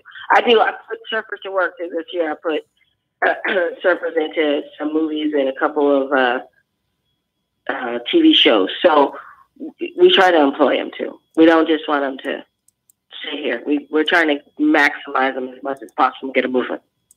Hold on, I just punched into the box. Hunter Jones, black surfer. And the only thing that came up, hold on, meet Hunter. But that don't even. Have you ever heard of I'll send you his link. All right. I'll send you his link. He just did a commercial for Ford, I think. So okay. He's moving into that circle of, and he would be our only. And let me just pinpoint this. He would be our only African American surfer. Stop. Yeah, and now he's moving into that commercial realm. So he is. He's going to be. He's watching us now, and we're watching him. That's great. I mean, I got him on. I got him on the TV now. It's a video with him and Ryan Harris. Yeah, that's right. Okay, so Ryan Harris is important too. Ryan Harris is now working with the WSL. He is a board shaper out of Los Angeles. I am so proud of him. He used to have a company called Podunk in Los Angeles, and he was under the tutelage of some shaper down there, and he runs the Echo Technologies, and he is the premier board shaper for the WSL. So when they do the videos behind the scenes of how you make a surfboard, It's Ryan Harris, and that's beautiful because I remember him and I from the BSA days when we used to be, hanging out with the Black Surfing Association. So to see some of these brothers on the rise is amazing, and that's one of them, and that's one of his proteges. Wow. See, this is what I'm talking about. This is why I love having folks like you on the show. I would never have heard of this cat. Seriously, I wouldn't have because, I'm landlocked here in Missouri, so I'm not even looking at like surfer type stuff. But it's not only do you know of these guys, but you have real information about them. About him being a board maker, about him, having a mentor underneath his wings, And this is the thing that I think that young people need to see. There are good folks out here willing to help you, but you got to show these people that you can do something. This is what I say about, there's a lot of people that try to come into the surf industry, right? That's cute. The industry is fun. I mean, they do a lot of partying and everybody's half naked all the time, and there's some fun stuff to it. But if you don't know the history of it and you don't know how the industry works, and I'm actually in the industry. So it's different than the recreational surfers' knowledge, and this is what I'm trying to get out to the public. Like what I know. My dad said, each one teach one. And he always said, he's always giving me that it takes a village. So if your aunt whoops you for something, she's whooping you for me. So that's the mentality I'm from, and that's why when I say that I'm working with Africa, I'm not just supporting them. I'm actually empowering them and showing them how to navigate themselves through this, where they don't have to look to that Euro person to get ahead in life. Now these Euro people come to them. We just did that with Senegal. When she goes back, she's already a brand, so she can go straight off and start working on whatever she wants. Serve company, whatever she wanted to do when she got home. She has the tools now to do that. That's what we're trying to do. We're not just going to fund you. We're not just going to train you. We're going to educate you and empower you to get out there and start creating for your own. Because I'm not going to be around forever. I said I was retiring last year, and look, I'm on an interview right now. So I'm still here. And I want to be able to, I feel comfortable in passing the torch. Yes. Right? Yes. No, that's so, what you said right there, Rhonda, is so damn important, because too many of our leaders or too many of our mentors don't feel comfortable passing that torch, girl. They'll hold on to it with, while they're in the coffin. No, it's still my torch. No, it's not where I want to be. Listen, I've been behind the scenes for 15 years. Not doing radio shows, and I literally was, when I was a writer, when I was a journalist, I was literally saying, I'm not doing any interviews until we have an African-American surfer in the WSL. Well, we do now because Hunter's part of it. But, that was the things that I said I was going to say. So as soon as I stepped my toe out the window, when you sit around, and they're a great group of women, but I was with a whole group of white women at this conference. Well, it was a diverse panel. It was called the Institute of Women Surfers. And after I started speaking, when I was done, I got a standing ovation. And they were like, why aren't you telling this story? Like, why? Where have you been? And they were talking about access, and I changed the whole narrative to, why don't you know me? Because all these women were talking about what they want to do and what they were going to do and this and that. And I'm like, wait, I did all this. So why don't they know who I'm? Just this person sitting in this room. They don't even know who I am. And I can show each one of these women how to get there. Right. And so by the time I got up, I just said, why don't you know me? And I told them, I just laid out my resume, and they were all shocked. Like, what? I mean, how many in this room has done a professional surf commentator for a crowd of 10,000 in Huntington Beach? Not one person can stand up. How many of you have, sponsored international? Not one of them can get up. And then I was like, why don't you know me? Right. And they go, we don't know. And I said, I can tell you why you don't know me. You don't know me because I'm a Black woman. That's why you don't know me. What did they say?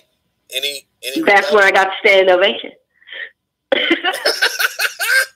best rebuttal in the world.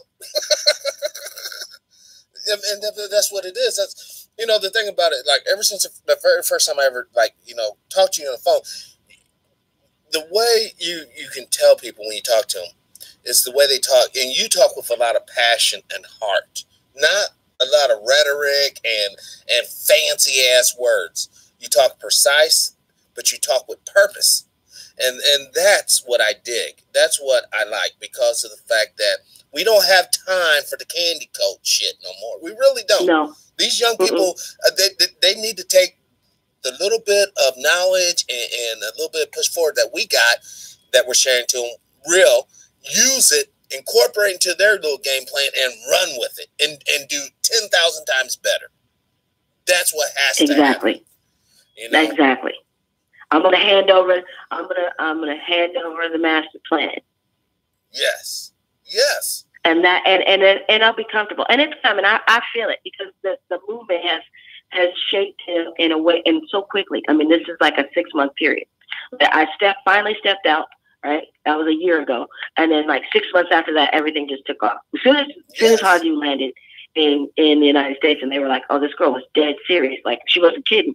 But I've always been like that. And my motto is I don't do things on your time. I give you a list of things that I'm going to do. And the 1 year I'll be like, she still ain't done that. She still ain't done that. But when it's done, it's done. And they're like, damn, she said she was going to do that. And I walk up to them and I go, didn't I say I was going to do that? I'm never on anybody else's time, because I can feel the industry. I can feel the pulse. And so I know when to push and when to pull back. That's how you stay. You don't just P. Diddy your way all through the whole thing and think you're going to come out. Even P. Diddy can't P. Diddy in his videos no more. He just got to go sit somewhere. Can't do it no more. Ain't that the truth? Ain't that, I mean, and this is being real, because, this is what, like, for instance, seriously, Ron, you didn't have to be with us right now. You could be you're literally in California, a great kicking spot. But, I'm so thankful that you're sharing these words with, you know, who knows? You know, I know there's a lot of people in the South that listen to the show and up north, but, you know, all over the world, you know, the people that you're touching and that's truly here not to troll the stupid comments and all that bullshit, but they're here to really get some wisdom. Lady, you are giving it to them in spades. You're giving them the foundation, and the foundation is what? It is finding out what you want to do and wholeheartedly following through with it. Following through with, as long as it's legal. Don't be Scar. I want to be Tony Montana. No. Yeah. You want to be, you know, Albert Einstein or you know, some sort of engineer or some sort of, you know, whatever. But positive. You know, that's why I want to stress, because karma's a bitch. Karma is a bitch. You know, I mean, you know about a town out there in your neck of the woods called Paradise City, right? Or Paradise, California. Yeah. Well, yeah, we're all very familiar with Paradise. What We're happened? gonna call it Paradise Lost now.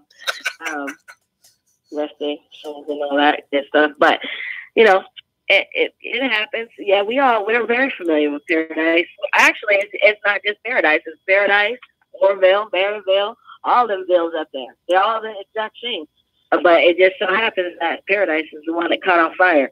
But Orville and Maryville have seen their days of singe. Yes, trust me. Yes. And we've literally been surrounded by people in our cars going in those areas. So I am very familiar with that area. So it's sad to see, you know, but you know, what can I say? I mean, you know what I'm saying? That's, look, you just do that Kanye shrug. You like, okay, well. Kanye. You know, I mean, I don't even know why we're going here, but I want to go here. Why not? I've been drinking a beer and some whiskey.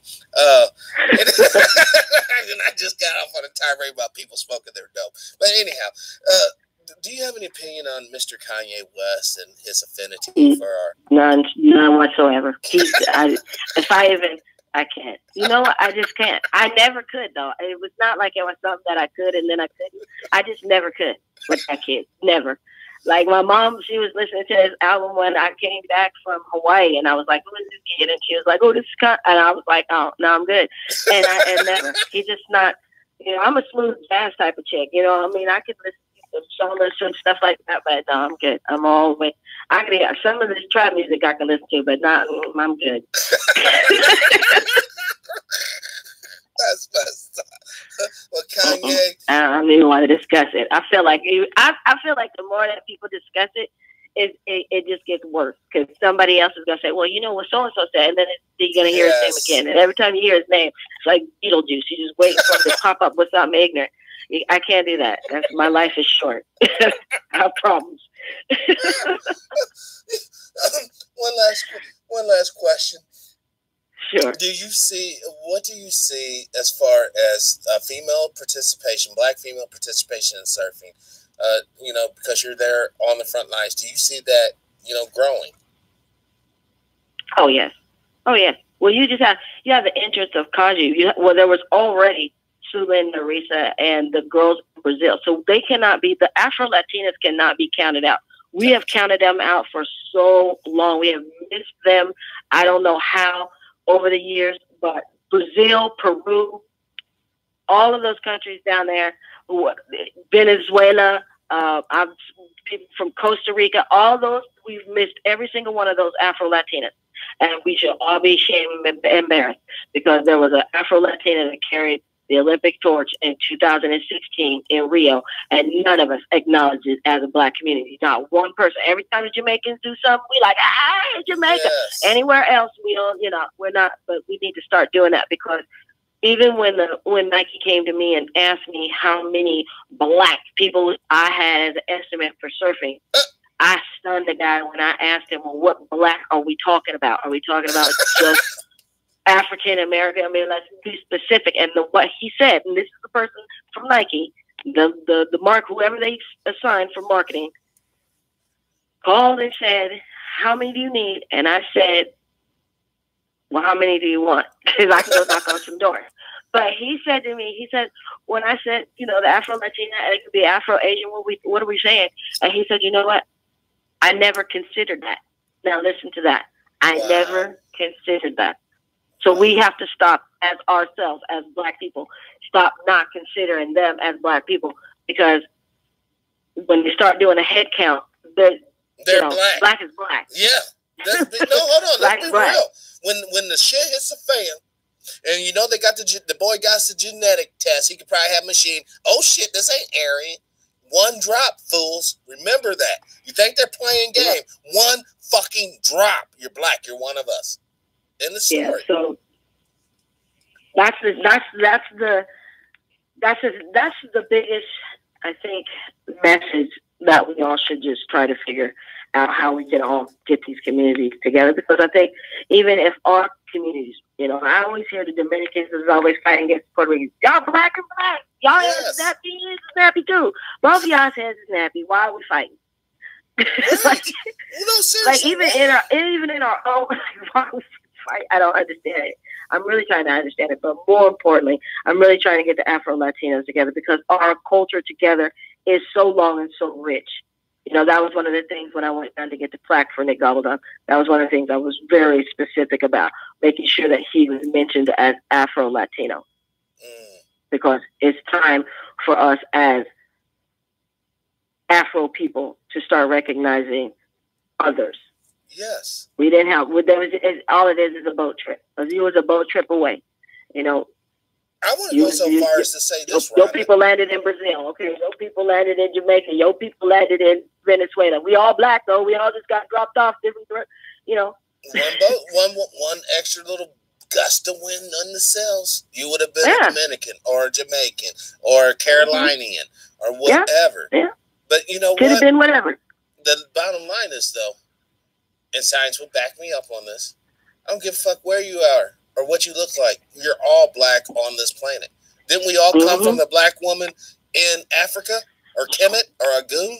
Didn't we all come from the brothers and sisters of Nubia that made civilization possible? Even though they made it so far back in the past, it's been forgotten. We are all one species. Now, what we're talking about, though, tonight is in this reality, though, me and Rhonda and others should be real. We look different than the next guy. And the next guy is tripping on this difference in look. And we had better start tripping on it as well. And realizing that you don't have to be shitty to someone that don't look like you at all. You don't have to necessarily be kind to someone that necessarily looks like you. But you need to start thinking you are being characterized, you're being monitored, you're being looked at by people that once the laws rescinded, that they don't have to worry about putting their hands on someone with melanin skin, someone Black, someone brown. You know, you can kill them, beat them up, and it's all good. That's when you'll get your Negro wake-up call, but then it'll be too late. It'll be far too late. It'll be too late. All right? I'm not sitting here saying hate anybody. I'm not. In fact, I'm saying the opposite. Love yourself. Love the beauty within you, because, you know, you're saying, you know how some people are lightening up their skins and all this stupid bullshit. Do not forget, the melanization in your skin protects you from what? Radiation that does cellular harm. It's a blessing. It's not a curse. And if you have fair skin, it's not a curse. That's your deal. It is what it is. I'm talking to the people now. We are better than what all these stupid ass TVs are showing. We're better than all these buffoon clowns that are supposed to be representing us. And we're damn sure better than the so-called political leaders that's supposed to be guiding our collective prosperity and our endeavors. We have no banks. We have no armies. And that's the reality. And we had better understand that and change our perception of this thing so that we can come out on top and not be the doormat for all the other so-called races of the earth. And that's all I got to say. This has been a atypical special report, I know for sure. But but this is a conversation, Rhonda, we had to have. No more time to not have these real conversations. Yeah. You know, it is. It's time to have them. And I keep hearing these people over here in the surf industry, like they say, "Oh, we're for diversity, but we don't want to talk about it." Yeah, come on. Yeah, what are you talking about? Like, yeah, but you know you nothing. can't have a conversation with a black girl. Like, you feel intimidated. Like, what you talking about diversity? You want this conversation or not? Everybody want me to be diverse till I get diverse, till I get real. Everybody want me to be Rhonda till it gets real. Right. And then they're like, "Oh, that's offensive." No, that's the truth. And then it's, hold up. Then it's like, no. Now we didn't know that she was like this, y'all. You know, Yeah. No, she's been like that. They're like, "Dang, well, what we do?" Look, if you go back to the first day I came online, because this is, everybody knows this is a complete social media experiment. But from the first day I've been online, I was controversial. So now that I have a platform, an actual platform, why wouldn't I still be myself? Yes. That's the thing. Everybody wants to be a rebel until it's time to be a rebel. And then they like, "Oh, what happened?" If you just left that on a sign, you know what I mean? Like, I do things like I shut down Sunset Boulevard in Gower for Gen 6. That's what I do. That's what I'm here for. I don't know what everybody else is. That's the kind of stuff I do. We take our surfboards and we're going to shut down the entire street. That's what we're going to do. 5 o'clock in the morning, right before everybody got to go to work. Wow. That's a fact. Well, I never heard of this Agenda 6. What is that? Agenda 6 was when the 6 boys from, I think it was Louisiana, there was like an assault or something. They was going to put all 6 boys in prison for like life. What? And so, all of us, this was like 2000 and, you got to look that up, the Agenda 6. It was like maybe 2007, 2006, maybe 2000. It could have been 2008 because I remember the plaque was dedicated the next day after the march. So it's 2008. It's February 28th. But we did the march. But the Gen 6 had been going on, and everybody was like marching on that one. That was like a LA thing. Like everybody in LA, Lamert Park was marching. Matter of fact, my signs made it all the way to Lamert Park. I don't know how, but but that's what we did. And that's what we'll continue to do. That was what Inkwell was built on. Inkwell was about a movement. I never understood why people were like, "Oh, but this is about history." Yeah, and it's the history, and this is the continuation. That's where they cut off. This is where I'm picking up. That's, the Black Child Agenda tackling the schools. I don't even want to even talk about how damning the education system is towards Black children. And it really is. You got these racist ass teachers up here supposed to be teaching somebody, and it's pure garbage. But I will look that up. Yes.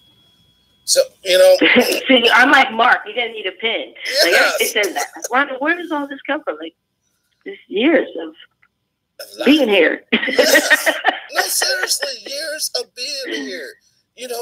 But Gen 6 was big because Al Sharpton and them got hold of that one. That was huge. They were going to put those boys away for life for a fight that was started by some racist kids, and so they were going to put all 6 of them. And one of them guys just graduated from.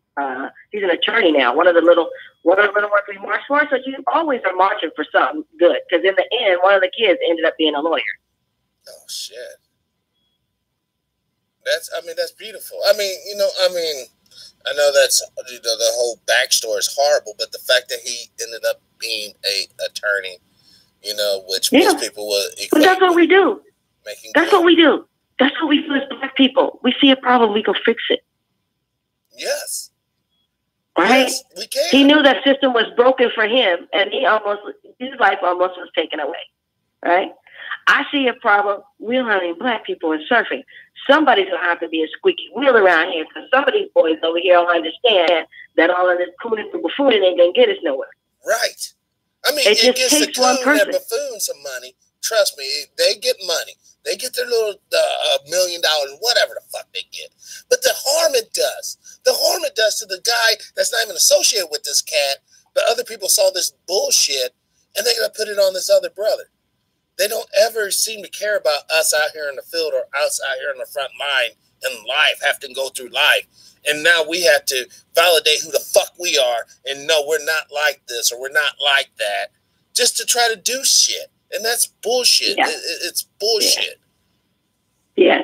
I mean, I go through it. I mean, I'm not going to act like I don't have issues navigating through all this junk that we have to go through. But, I do a lot of meditation. So I think Black people, if we just took like 10 minutes out and just had like 20 minutes for ourselves, and all that noise is like calm down for like 20 minutes. I always say just try 20 because even my attention span ain't that long. I'm already thinking about songs. But take 20 minutes out just for yourself and just like clear everything out, clear the junk out and get your breathing together. Mm-hmm. It works miracles because in my occupation, my nickname, that's not my middle name. Rocky is a nickname that my father gave me. And he gave me that nickname because I was always fighting. By the time I was 8, the movie Rocky came out. And he knew I was never going back down from a fight. I was never going to, he just knew it already as a kid. Before that, my nickname was the Stomper because I always knew there was something wrong. And then when I get mad, I would just stomp away. So they always knew that I was going to fight for something.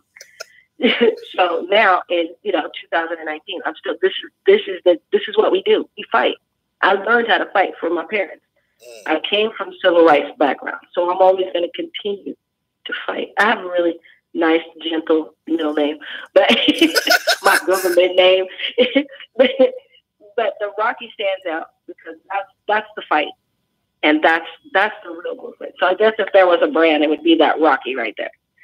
But it just all that symbolizes is somebody's willing to give their all for other people. Yes. Even if it's at the expense of themselves. And it's just not necessarily me because that name came from a movie.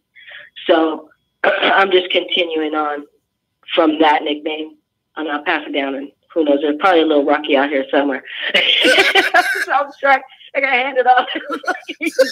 I've used it long enough. There you go. You can have it. But I'm looking to hand it down to someone. It's like Willy Wonka in a warped chocolate factory.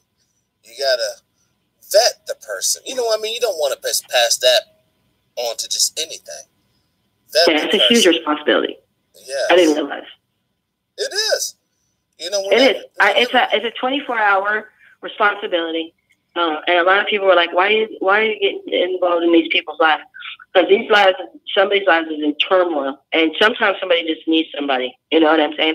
And so, and it may not even, you may not even build a relationship. But if you call me and say, hey, I lost my FCS, G5 fan, what do I do as a substitute? Then I have to tell you. I mean, it gets down to that basic. Or it could be my man left me and I don't know what to do, how I'm going to feed my kids. And then I go and do a little fundraiser for her and get some money. So, I mean, it's a gamut.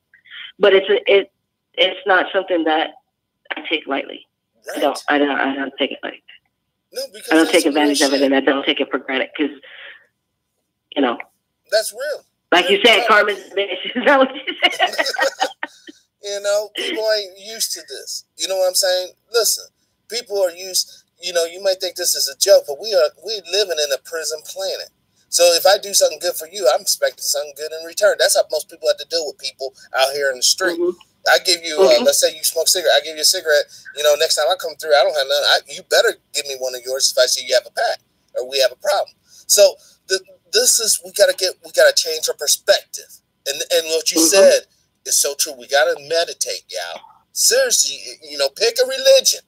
Something that whatever, not even a religion, pick a philosophy, something to where you can tune your brain in, tune your soul in, tune that spirit in, and hone it. And do this repetitively, not a ritual, y'all. And that's surfing. There you go. That's surfing. So you're one with nature. You're out there, whether you believe in God or not, whatever it is, you're out there with nature, and it's just you. Surfing is an individual sport. You might have a whole team, but you still have to go out there and hit them waves yourself. It's all about you.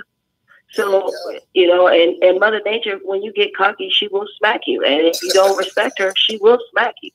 People lose their lives in the water, but people also are reborn in the water.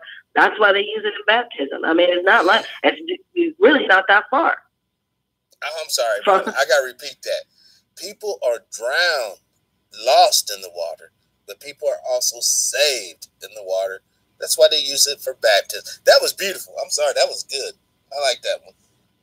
That was good. Thank you. You know, well, you know what, guys? I feel bad because I asked when I talked to Rhonda last night, I told her, you know, she could just do 45 minutes or 30 minutes or so.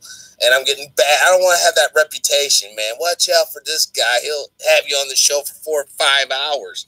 You know? But I just, I just want to, no, I'm serious. I'm so thankful, Ron, because I do respect your time more than anything else on this earth. I respect your time. And I know that, seriously, you didn't have to be here with me right now doing this show. And I'm so thankful that you had the guts and courage to come onto this show and speak truth. Thank you. Well, thank you for having me. Thank you for having me and giving me an opportunity to share with your audience something that is beautiful. Yeah, and like I said, I got that guy's email address. After the show's, I'm going to process and edit this video. I'm going to email that to you on the phone there. And, you know, guys, this has been Special Report. Rhonda Harper. Today's date is January 15, 2019, the year of our Lord. Thank you all for watching, and be kinder to each other. Peace.